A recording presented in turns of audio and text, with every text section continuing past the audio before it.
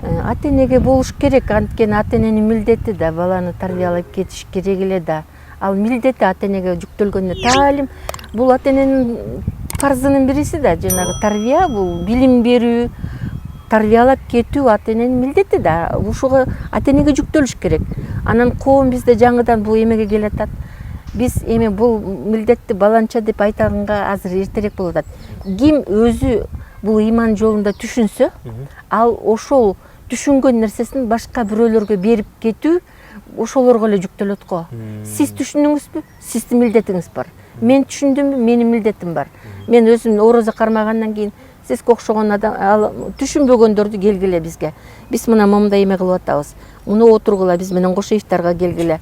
Жана башка кылып туруп, мына ошол мезгилдерде балдарга, башкаларга, жаштарга келгиле, мына эменин нуска сөздөрдү, насаат сөздөрдү уккула. Жана ушул сыяктуу эмелер менен акыл насаат айтуу, икая айтуу, аңгеме айтуу, Куран окуу жана башка сыяктуу эмелер аркылуу буларга таалим тарбия эме милдеттерибиз биздин мойнубузга түшүп калды. Азыр коомчулук, муфтият, ислам университети, теология факультеттери, сиздер мына ушул сыяктуу динди түшүнгөн жана орозо кармаган адамдардын мойнундагы милдет билгендер үчүн болуп калды. Ал эми билбеген коом үчүн мисалы кантип жүктөйбүз?